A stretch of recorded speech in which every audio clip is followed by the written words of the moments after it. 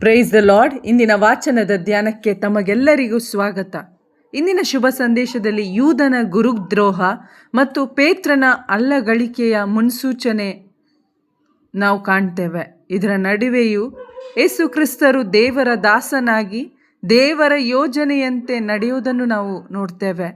ಯೇಸು ಯೂದನು ಮಾಡುವ ಗುರುದ್ರೋಹದ ಬಗ್ಗೆ ತನ್ನನ್ನು ಹಿಡಿದೊಪ್ಪಿಸುವನು ಎಂದು ಹೇಳಿ ಮನಸ್ಸಿನಲ್ಲೇ ನೊಂದುಕೊಳ್ಳುವುದನ್ನು ಕಾಣ್ತೇವೆ. ಯೇಸು 100% ದೇವರಾಗಿದ್ದರು, ಅವರು 100% ಮನುಷ್ಯರೂ ಕೂಡ ಆಗಿದ್ದರು. ಈ ಧರೆಯಲ್ಲಿ ಅವರು ಜನಿಸಿದ್ರು. ತನ್ನ ಸ್ವಂತದವನೇ 3.5 ವರ್ಷ ತನ್ನ ಜೊತೆಯಲ್ಲೇ ಇದ್ದವನು ಆದ ಯೂದನು 30 ಬೆಳ್ಳಿ ನಾಣ್ಯಗಳಿಗೆ ಹಣದಾಸೆಗೆ ಸಿಲುಕಿ ಯೇಸುವನ್ನು ಹಿಡಿದೊಪ್ಪಿಸಲು ಪ್ರಯತ್ನಿಸುತ್ತಾನೆ. ಈ ಸತ್ಯ ಯೇಸುವಿಗೆ ತಿಳಿದಾಗ ಅವರು ಮನುಷ್ಯರಂತೆ, ನಮ್ಮೆಲ್ಲರಂತೆ ಮನಸ್ಸಿನಲ್ಲಿ ನೊಂದುಕೊಳ್ಳುತ್ತಾರೆ. ಆದರೆ ಅವರ ರಿಯಾಕ್ಷನ್ ಹೇಗಿತ್ತು? ಪ್ರತಿಕ್ರಿಯೆ ಹೇಗಿತ್ತು? ಎಲ್ಲವನ್ನು ಸಮಾಧಾನದಿಂದ, ತಮ್ಮ ಎಲ್ಲ ಭಾವನೆಗಳು ನಿಯಂತ್ರಣದಲ್ಲಿಟ್ಟುಕೊಂಡು, ತನ್ನ ಜೊತೆ ಊಟ ಮಾಡಿದವನೇ ಗುರುದ್ರೋಹ ಮಾಡಿದಾಗ, ನೋವನ್ನು ದುಃಖವನ್ನು ಉಂಟು ಮಾಡಿದಾಗ ಯೇಸು ನಮ್ಮಂತೆಯೇ ನೋವನ್ನು ಅನುಭವಿಸಿದ್ರು. ಆದರೆ ಇಲ್ಲಿ ಯೇಸು ಸ್ವಾಮಿ ಪಾಪ ಮಾಡಲಿಲ್ಲ, ಕೋಪ ಮಾಡಲಿಲ್ಲ, ಕೆಟ್ಟದ್ದನ್ನು ಬಯಸಲಿಲ್ಲ ಮತ್ತು ಆತನಿಗೆ ಕೆಟ್ಟದ್ದನ್ನು ಮಾಡಲಿಲ್ಲ. ಬದಲಾಗಿ ಯೂದನಿಗೆ ರೊಟ್ಟಿಯ ತುಂಡನ್ನು ಬಟ್ಟಲಲ್ಲಿ ಅದ್ದಿ ಪ್ರೀತಿಯಿಂದ ಕೊಡುತ್ತಾರೆ. ಅವರ ಉದ್ದೇಶ ಒಂದೇ ಆಗಿತ್ತು. ನನ್ನ ಪಿತನ ಪೂರ್ವ ಸಂಕಲ್ಪ, ಪಿತನ ಯೋಜನೆ, ನಾನು ಎಲ್ಲರಿಗಾಗಿ ಶಿಲುಬೆಯ ಮರಣವನ್ನು ಅನುಭವಿಸಬೇಕು, ದೇವರ ಚಿತ್ತ ನೆರವೇರಿಸಬೇಕು ಎಂದು. ತನ್ನ ಪ್ರಾಣಕ್ಕಿಂತ ಅಚಲವಾದುದು ದೇವರ ಪ್ರೀತಿ ಎಂದು ವಿಧೇಯತೆ ತೋರಿಸುತ್ತಾರೆ. ಸಾಯುವ ಸಮಯದಲ್ಲೂ ಯೇಸು ಪ್ರೀತಿಯಿಂದ ಕಾರ್ಯ ಮಾಡ್ತಾರೆ.